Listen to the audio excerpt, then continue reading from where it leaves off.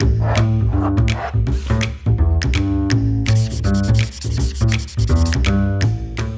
and welcome back to Table Talk with ABFI. I'm Matt Knight. Today we're going to be joined by Sean and Erin Rayner with VETS Group. They're a 102-year-old business, and we're going to hear about some of their changes over the years. They're going to talk to us about how they've managed conflict between siblings over their leadership in the company. And we're going to hear about some of their early journey in entrepreneurship, including how you can sell rocks. All right, well, joining me today is Sean and Erin Rayner with VETS Group. We'll dive into a couple of questions and get to know a little bit more about VETS Group. But first, just wanted to kind of check in, see how you guys are doing, and see if you could tell me a little bit about your company, just kind of the high-level elevator speech. Why don't we start with you, Sean? Okay. So today, the VETS Group is made up of two operating entities: VETS Sheet Metal, which is the founding business, the business that was started over 100 years ago by Fred Rayner, and VETS Facility Services. So VETS Sheet Metal does large industrial ventilation projects. Specifically, we design, engineer, manufacture, and install dust collection systems for all kinds of industries like forestry, agriculture, mining, as well as industrial air handling, fresh air for all kinds of other applications. And then VETS Facility Services also does HVAC for commercial facilities, commercial buildings. We do HVAC maintenance contracts, plumbing service, etc. And that's our short version introduction. Nice. Okay. Excellent. So maybe we'll dive into just kind of the high level history and background of the family business. So if you want to kind of get into that starting patriarch type starting point and go from there. Sure. Erin, you want to lead us off that way? Yeah, sure. There's a story that I identify with and I really like to tell from our family business history. So Fred Rayner immigrated to Canada and then went back to the United Kingdom to fight in World War I.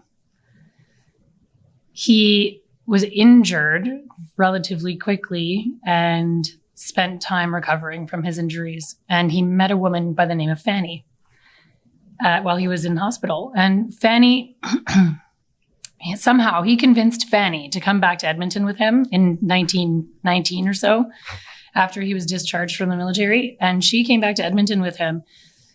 While he was trained as a carpenter, he got a job at a company called Barry's Sheet Metal, and was working at Barry's Sheet Metal in Edmonton. And do you remember party lines, like the multiple phone line version, not the pay by the minute version? I call them the original social media. Okay. Because if my ring was 1 ring and Sean's ring was 2 rings and your house's ring was 3 rings, you could pick up on my 1 ring and hear about my conversation, right? So these were really popular in post-World War I Canada. It was a way cheaper way to get phones across this giant country. And one day, Fanny was eavesdropping on somebody else's conversation. And she overheard somebody at Barry's talking about having to lay somebody off, and they were doing some layoffs, and Fred's name came up, and Fanny was a bit of a spitfire, and she spoke up and said, "Don't worry about it. Tell him he quits and send him home." And so Fred went home that day, and they had a son, and he really needed to find another job. And he was a very industrious fellow, from what I hear.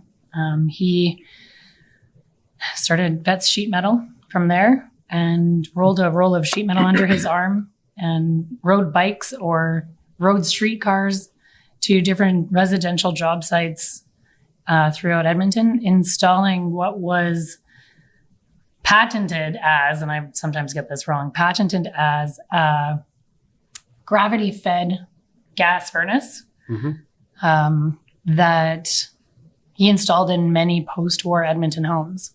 It was called the VETS Supreme. Yeah, it was pre-Lennox. Okay. Nice. Okay. And then how did it kind of go from there? And like, what kind of maybe walk me through some of the generational changes or the business changes? Yeah, it's a long 100 years. Yeah, kind of from that gravity-fed gas furnace on. So Fred started the business in 1921 and named it VETS, which was a common prefix, right, for businesses back in that era. You know, VETS butcher shop, VETS taxi, VETS all these things because of all of the veterans who had returned from the First World War. And he built and ran that business, and you know, he had a number. He had his two sons worked there off and on, and as he was the way I understand it, he was approaching his 55th birthday, and his one son, Gordon, was working in the business, and his other son, the oldest son, Alan, was off doing something else. He was training he had a passion for aviation, and he was training to be an aircraft mechanic of some kind, and had aspirations of a northern airline business. Okay. And he got a telegram of some sort that said, hey, I turned 55 in 3 months, come home and take over the business. And so he did. And so Alan took over the business in 1946 and ran the business, grew it, and it changed and grew and evolved over Alan's tenure. And Alan was our grandfather. Okay. He was a community-minded fella and a entrepreneurial guy. He had a couple of other VETS named businesses through his tenure, but the business really grew from that point. He was less the hands-on operator of a business, and he went out to find other technologies and other things to help grow the business. He got into air conditioning and became one of the first Lennox dealers in Alberta. He drove to Syracuse, New York, and did a bunch of training so he could understand, and hired people to run the business, and as a financial person, as an accountant, to do that. And the business grew to be well over 100 employees as the business the city grew and changed, and it became more less residential and then more commercial, and institutional, and city buildings, the university. A lot of buildings on the university campus, when they were first built, VETS did the ventilation for. And so as Alan approached retirement, our father David became involved in VETS sheet metal after having worked in one of the other VETS businesses, and he took over operations of business in 1977. So that ebb of the sort of the commercial and institutional construction boom was kind of changing and evolving at that point in time, David, I almost called him Alan. His middle name's Alan. David started to pivot the company and the focus to small industrial construction projects and custom job shop manufacturing. Erin likes to say that David was a reluctant entrepreneur because he had a very low risk tolerance. Okay. And often struggled with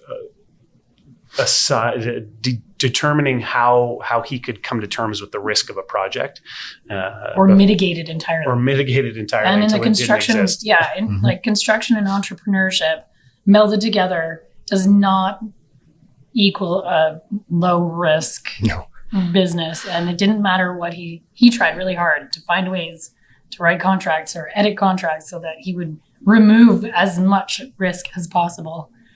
And it changed a lot of the course of the business. For that generation. Yeah, the business changed, and they did some neat projects in David's tenure, but it changed from a large sort of preeminent sheet metal, commercial, institutional sheet metal contractor to a niche, small job shop fabricator that also did industrial ventilation projects. And for the majority of David's tenure running the business, he said, well, whether he worked really, really hard or he didn't work very hard, in his words, we did 1.8 to 2.4 million. And if I did 1.8 million, I lost my, you know what? And if we did 2.4 million in revenue, we made a pretty decent buck. That was, economic times through the mid 80s, through the mid to late 90s in Alberta were pretty tough at times. So they bumped along, sort of thing. It was tough for an extended period of time. Mm-hmm. I think sometimes when I think back, growing up and looking back now at David's tenure in the organization, that reluctance, while I say he was a reluctant entrepreneur, I think that reluctance is one of the things that got us to the point where we could be here today. Mm-hmm. Because if he had had a different risk tolerance, we might not have been able to be here. The company may not have made it through those extended long periods of high interest, economically unstable times. Mm-hmm. Yeah. Yep, absolutely. And as David was approaching, as we were getting a little older, Dad started. I think he won a membership to the Canadian Association of Family Enterprise. Okay. And we got involved in some of those trainings and discussions and educations, and actually came and did the roadmap course. How old were you? Circa 1999 or 2000. Like, I think I was 20 or 19. I think I was 19. Okay. So I was like, no. Anyway, it was before our time, per se, to start those conversations. Yeah. And, but they set the stage, having had some of those conversations early in our development. We chose paths for schooling and whatnot that, tried to set us up in some ways to be entrepreneurial, to take on some business acumen as we grew into wanting to own the business. And it was a good thing we did, because after we finished, Erin and I each independently finished our own post-secondary, we ended up in Toronto independently at different jobs, different roles, different industries. Yeah. I call it our externship. Yeah, nice. So it's away from the business, away from the family, away from community and the things you know. Yeah. And I worked in film and television at the CBC and for the Toronto International Film Festival. And Sean did something totally different and cut his teeth in sales. Yeah. I worked in sales, telecom. Okay. Which was kind of an exciting and tumultuous time in that industry too. So, well, that leads me nicely into the next question, which was just to kind of get an overview of both of your professional journeys. Oh. So kind of what you did in school, how you got into the business, and kind of that, mapping out how you got to today. Okay. Do you want to go first? Sure. Okay. Yes, let's.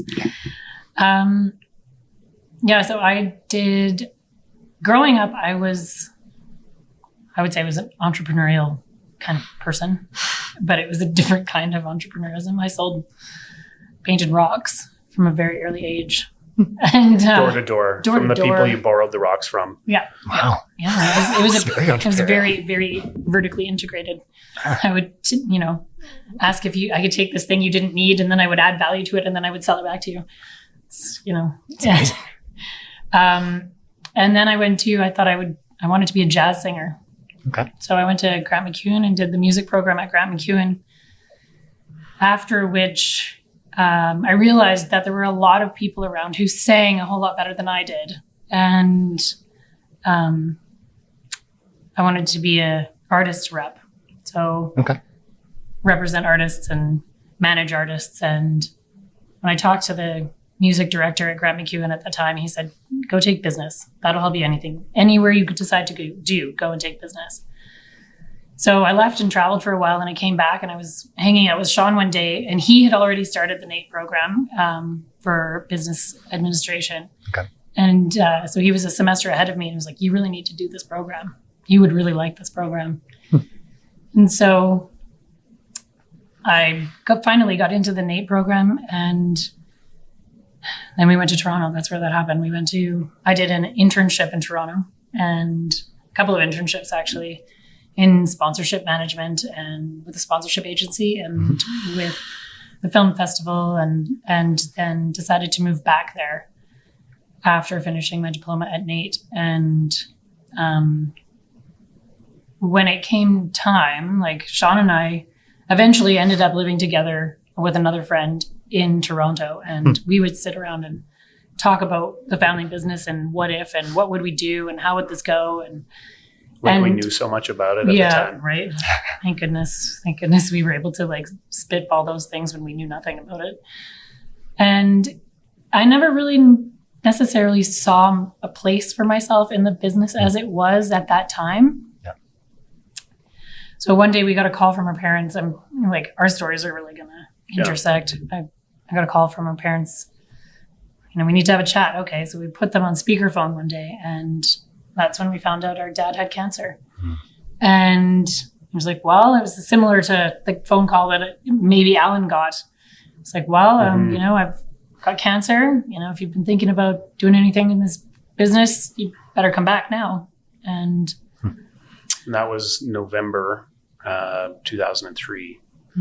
And he went in for surgery basically a couple of days later, and we hopped a plane and came home while Dad was here having his surgery. We were here for a week, and then talked about it, went to the business and looked around, talked to the people and a little bit, and Dad came out of his surgery okay. And we flew back to Toronto, essentially packed our stuff into a U-Haul, gave notice at work, and drove home. Yeah. Yeah. And so I stepped into the 85-year-old HVAC company I was working at the CBC with the nature of things with David Suzuki. Then I came back to Edmonton and stepped into the 85-year-old HVAC company. Wow. And the business looked very different at that time than it does today. So we had, I kind of gave the range of revenues that David said the business did throughout his tenure. And we had 18 employees. I want to say 19 with the two of us coming in, trying to figure out what should we do, what needs to be done. And for the first, I want to say 4 months or so, we set to, at the advice of the long-term external accountant that had they've done our businesses, their firm has done our businesses books since 1947. Wow. The relationship with David and with the business, they gave us advice. They said, you guys put together a business plan, come and present it to me, the accountant, and to Mom and Dad, and then we'll talk succession. So that's what we did. We put together, we looked at the business, did a bit of a SWOT analysis, looked at the market. What could we do? What should we do? Where are the opportunities? And Erin helped develop and write that plan for me, basically, with my help. And we put together a plan, presented a succession business plan to Mom and Dad and the accountants at their office, and waited for the yes or no. And it was, I don't think there was ever an option for it to be no. It was yes. Yeah. And so we did, then we started the succession process from there, and Erin actually left the business at that point. Okay. Went out to do her own thing, worked for a couple of other places in town, and then started her own marketing and event planning company. And I stayed in the business and started to try and execute that plan and build the business going forward. And it's been a journey. Nice. Yeah. So- One of the things that Go ahead. one of the things that I say about that decision to leave is that it's not being in a family business. And one of the things that kind of I had to come to terms with as somebody who chose to leave the business was that it wasn't about making the 85-year-old HVAC company fit me. Yeah. It was, did I fit? And at that time, I didn't. And so there was a lot of thought and in some ways grief leaving the business at that time. But if I hadn't, I wouldn't have done all the other things I did, which was great. Yeah, it kind of prepared you for what you're doing in the organization today, probably.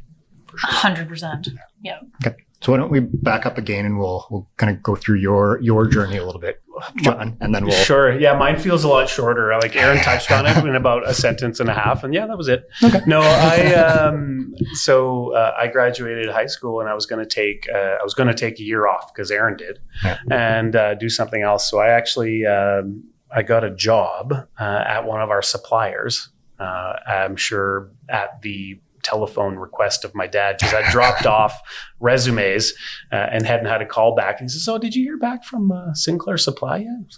No. Well, I got a call the next day from a nice gentleman over there, and I went in for an interview, and he said, "Hey, you start tomorrow." Oh, okay. So I worked in the warehouse for at Sinclair Supply, and they're a local Western Canadian-based HVAC and sheet metal distribution company. They do parts, components, sheet metal bits and pieces, and thermostats, and all kinds of stuff. And so I worked there for about 4 months when I realized maybe I should just skip the year off part and go to school. And I applied to Nate for the January start, and I got in. I found out that I got in. Classes started January 8th, and I found out I got in January 8th. So I got a call at lunch that said, "Oh yeah, we have a spot for you. Can you be here tomorrow to start class?" Okay. So I gave the nice gentleman at Sinclair Supply about an hour's notice, and that was it. So I went to school at Nate, did the 2-year program there. Similarly, in looking for a job as an externship. I applied. I really like sales. I like talking to people. I like building relationships. I like selling stuff. And I worked in menswear when I was going to school. Loved it. It was a blast. And then I was applying for jobs all over the place because I wanted to go somewhere else and try my hand at life on my own. And I applied for jobs all over Canada and in the States even. And I was also a sailing instructor at the time. Nice. And so I was applying for jobs in the Grand Cayman for sailing instructors. So I ended up getting a job in Toronto. I had about a week and a half to pack my stuff into the car. I put my car on a train. We went on a family vacation to Mexico, came back, did laundry, got on the plane, and moved to Toronto. And I worked for a little over 2 years in telecom in Toronto, and had a blast doing it, and came back to try my hand at the business. So that was 2 years in Toronto and then back to the family business. Yeah. Okay. So you both would have been pretty young when you were putting together that plan. Yeah. I was 22. Yeah.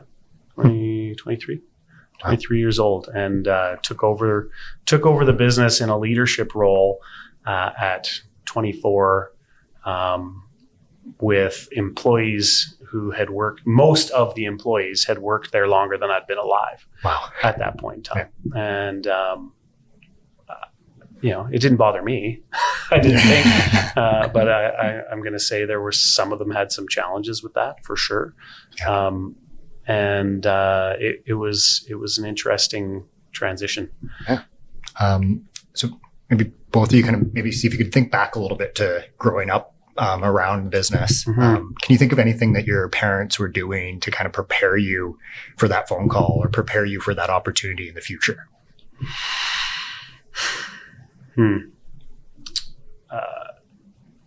Was there like the coaching on how to sell your rocks? Or like was it were they doing anything intentionally aside from raising good humans? Or? Yeah, no, there was definite intention. There's definite intention, I would say, but it was not structured intention. Okay. I would say it was reading the newspaper at the breakfast table and talking about, everybody had their section that they would read, and we'd all talk about the things that would happen, or we would talk about, this is a funny one, speaking of our mutual enjoyment of sales in a way, is that my parents would always make us, if you wanted to do something, if you wanted to find something, buy something, research something, you had to go to the yellow pages and find the businesses that did those things or sold those things. And you had to call them and do all the research and get all the information. And then convince the drivers of the household to take you to wherever those businesses were. Or the holders of the wallet. Or the holders of the wallet as to why you needed these things from this place. And so I think that was a very early, random, unstructured. I don't think he was planning it, but that was definitely one of the pieces that I think back to. And the thing that came to mind that made me chuckle was we developed tastes for nice things, and I would always be trying to convince the holders of the wallet that I needed this nice thing, and Dad's response often was, "Boy, you better get a good job. you better earn a good income and support yourself in the style to which you've become accustomed." So that was it was motivation there for sure. And do either of you guys have kids? Yeah. Anything that you're doing differently or the same as what your dad did to kind of prepare them to be involved in the business or entrepreneurship in the future? So I've got one son. He is going on 9. And 2 years ago, we moved to a home that's on a golf course. And so similar to the, hey, you don't need this, we're going to repurpose it and sell it back to you. Yeah. One of the fun things we like to do is go hunting for golf balls. Nice. And we have a huge just tub of golf balls. And so some will sit out there and clean them and package them. Yeah, and we made a little sign and we go sit on the cart path. He has made more money in 30 minutes than I would make in an entire weekend with a job as like a teenager sitting there selling golf balls. He makes like $90 in like 20 minutes. I'm like, what is going on? Oh my goodness. And so there's some of that. Yep. Yeah.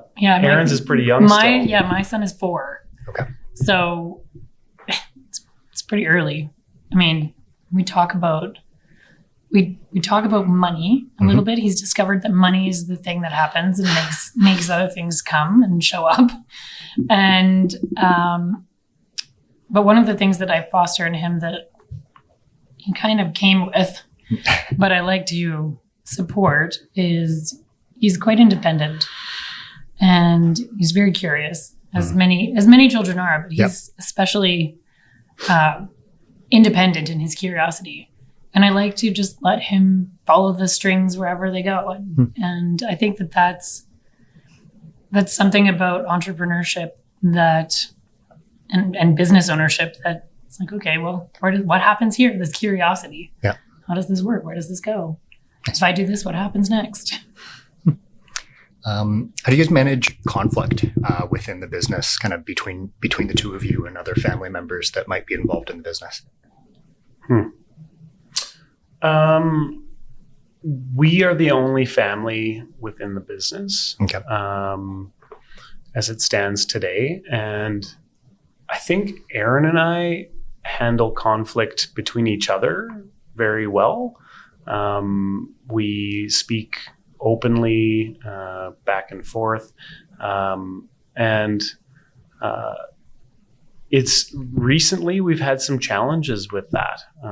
To be honest, it hasn't been something we've had a ton of experience with, and we're working our way through and trying to understand how that works today. Some of the things that we always try and be approachable, either to each other or to others within the business. And one of the things that kind of came to light recently was where we didn't think that there was any challenge for the staff, the other key staff and management staff within the business, that there was no challenge by our relationship, because we got a good relationship. And then there was some conflict, and it became evident that people hold stuff back because because of our relationship, and they're either afraid to say something to us about it, or they hold it back, and we're learning lots these days about that and trying to find new avenues to understand it and deal with it. And you probably have a perspective on that too. Yeah, I think you're right in that when we have a difference of opinion, we are able to discuss it with each other, and it can be a quite, boisterous discussion. It can be an active. It can be very active and animated, and yet I don't think, at least for me, I don't question whether or not there's we're talking about the thing. The thing that we're discussing is the difference of opinion. It's not a personal conflict. And we discuss the thing boisterously, and then we either resolve it, don't resolve it, or move on. And then go for coffee or a drink and totally talk about something else. And do other things and think about other things. And drives my wife crazy too. Yeah. But we've been like that our whole lives. It's always been the way we've been, We like scream and yell at each other as siblings, and then you're like, so you want to do something? Yeah. Okay. But the conflict that he's talking about that we're seeing, that I think I had an idea that it was there, but I didn't know the extent to which it had taken root, I guess.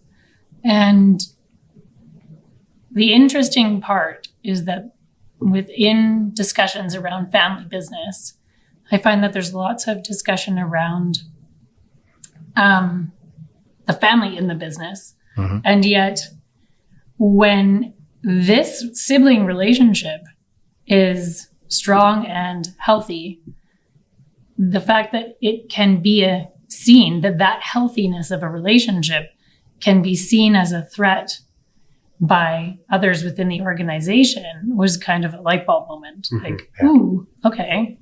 Interesting. Yeah. And there's a lot to learn about that because it's not between us. It's talking about and navigating through other people's perceptions and interpretations and other people's life experiences, right? Yeah. And they come to the business with a lens that different we don't filters. Know. Mm-hmm. Mm-hmm. And they see us with a lens that we don't know. Maybe they don't even know. Mm-hmm. Huh. Interesting. So what do you, so it's a 103-year-old business?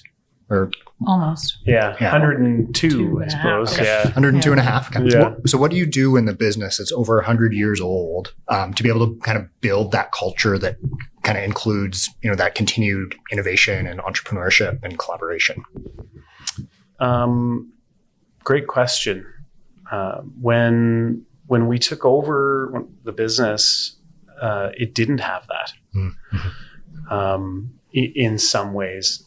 There was a number of little silos in the business, and people ran their own sort of livelihoods, departments in some ways. And we leveraged that as sort of ownership, and it became one of our core values. Back in 2011, we spent some time, when I took over the business, started trying all the things, in our business plan, and we had some early success, and it was starting to grow, and we were doing well. And then in 2011, we sat down with people and sort of took stock and had good conversations and created a set of core values. And that ownership mentality was one of the things that came out of that. Our core values became, there's an acronym, it's HONOR, spelled the Canadian way with a U. Yeah. And they stand for human leadership, ownership mentality, nurturing environment, open communication, united team, and renowned craftsmanship. Nice. And over the last 10 or 11 years, they are a constant conversation in the organization and sort of building that. But the value of that conversation was we had them with people who were new to the organization, who wanted to grow their career and their value to the organization, and people who were who'd been there longer than I'd been alive. Yeah. And it was a fantastic conversation, and it just hit it on the head. So that's how. Yes. Any kind of funny or memorable or good anecdotes of kind of growing up in a family business? So either like lessons learned or pivotal moments or like awkward family picnics in the company. I think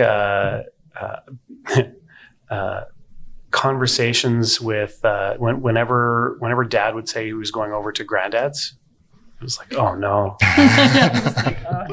we're never gonna leave. As they talk business the whole time, and they set us up on the TV with the old Woody the Woodpecker VHS, and it was not the most fun. But we had anything else come to mind for you on that regard?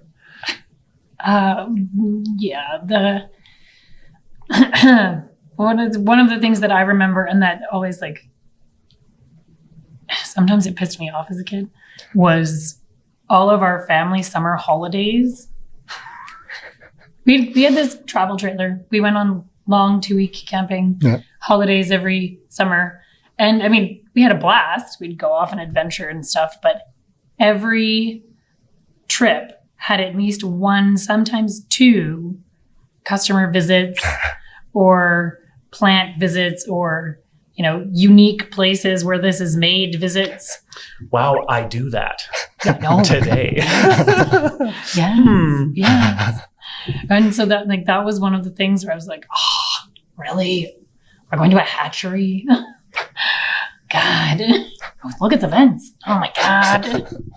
Yeah, that's an occupational hazard of an HVAC business. Every place you walk into, you're looking up going like, oh man, really? Yeah. No, fair. So looking forward, what do you think some of the biggest challenges are that the family business might face over the next 10 years or so?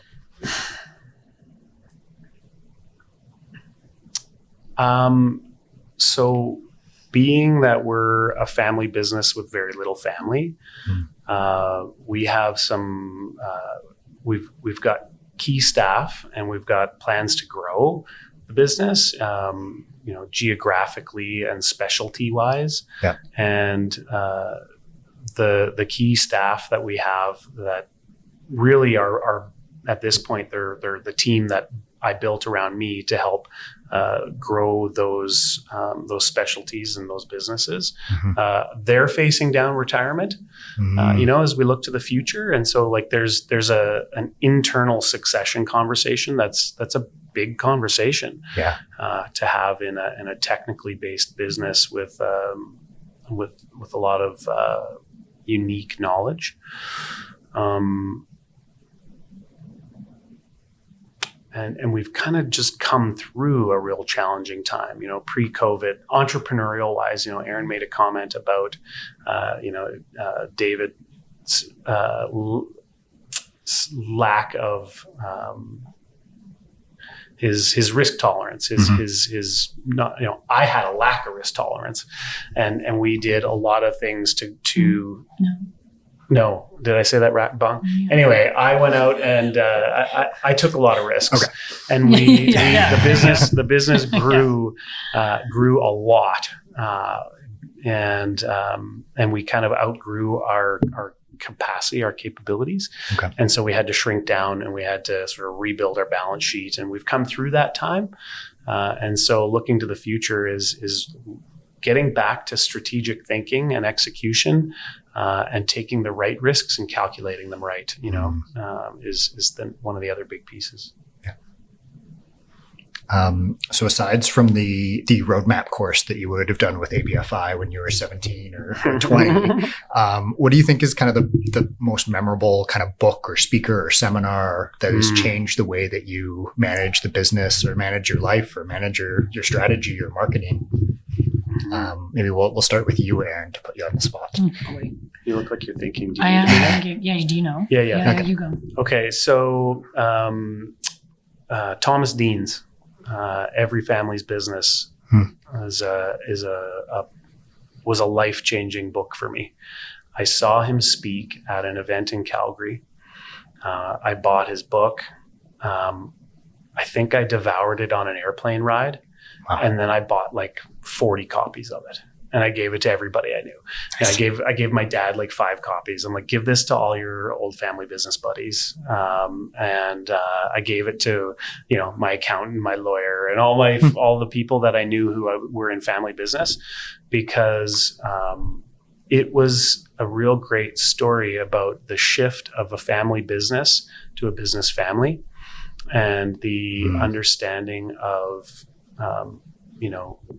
you should be taking stock, right, of your business as the owner, whether it's 100-year-old family legacy or not. Yeah. And is this business doomed because we're in the, paperclip business? Like, that could be a great business. I don't mean to hawk the paperclip business, but it could be that it's at the end of its life cycle and we need to do something about it, or do we just ride it into the ground and that's it? Yeah. So we can come back to that and where I've taken my thoughts on ownership after Erin has a second, if that's okay. Yeah. Nice. Yeah, I think that for me, the roadmap was really influential for me.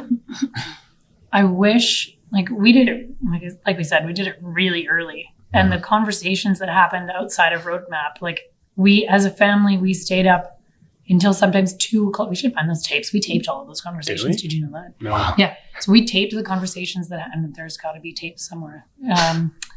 We taped the conversations we had after a roadmap.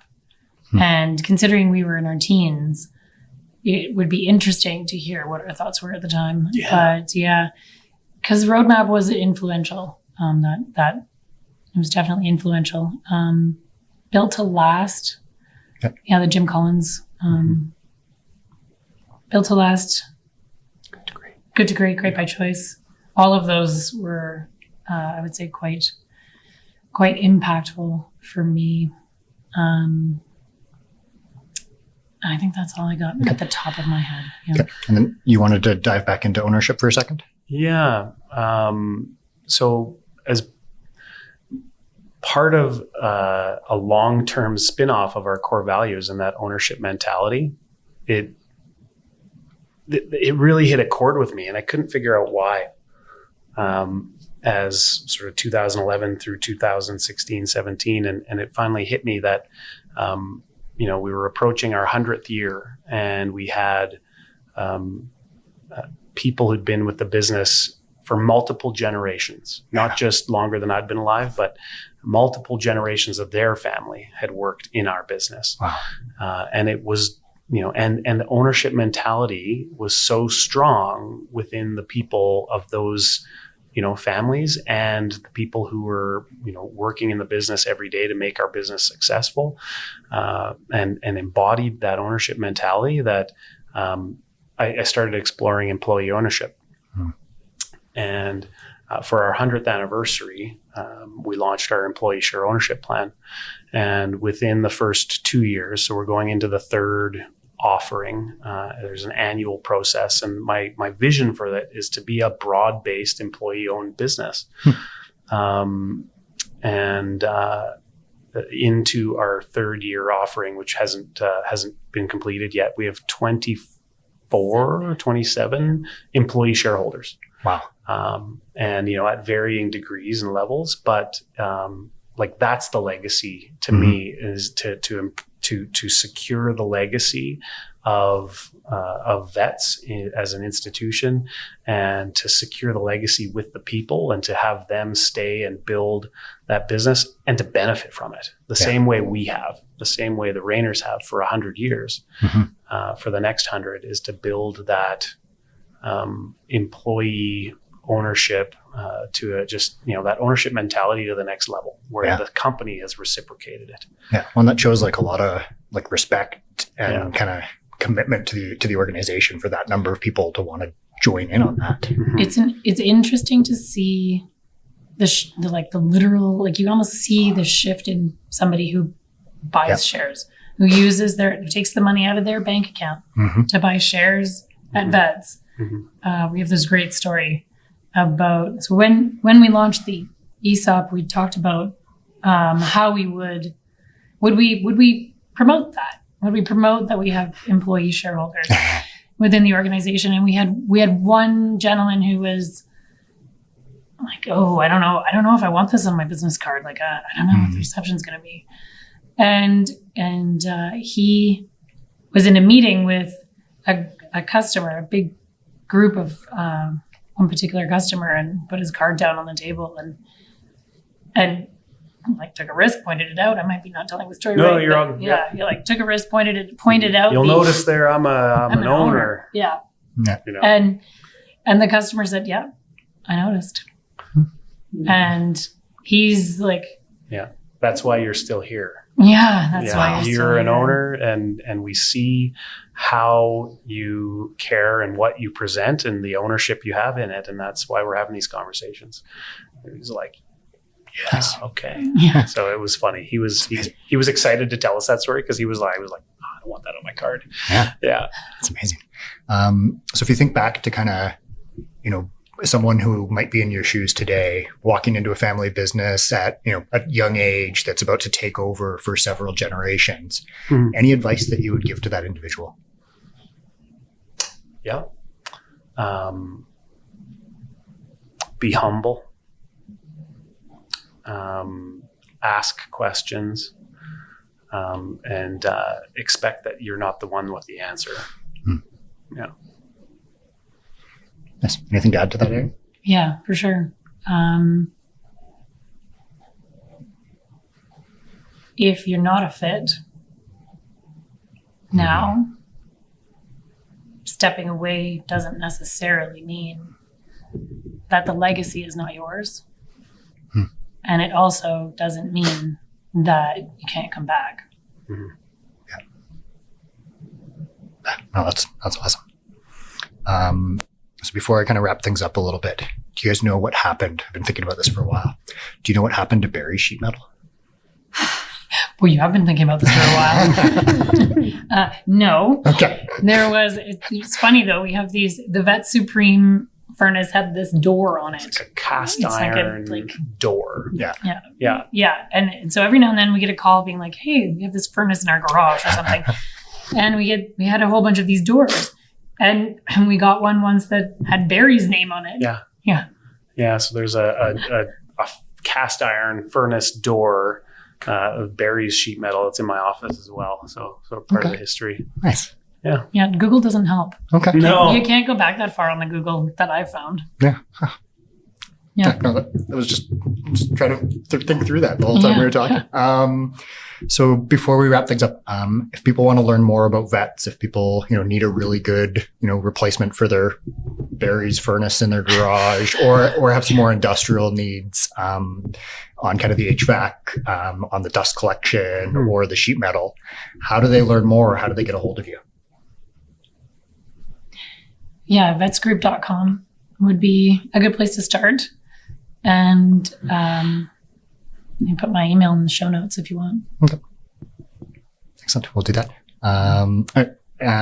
We wanted to thank both of you, Erin and Sean, so much for joining us today.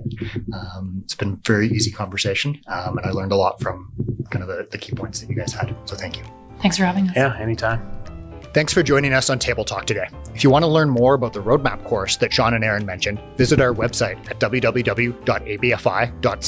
If you want to suggest some guests or provide us with some feedback, please send me an email, matt.knight, that's 2 T's and a K, at ualberta.ca.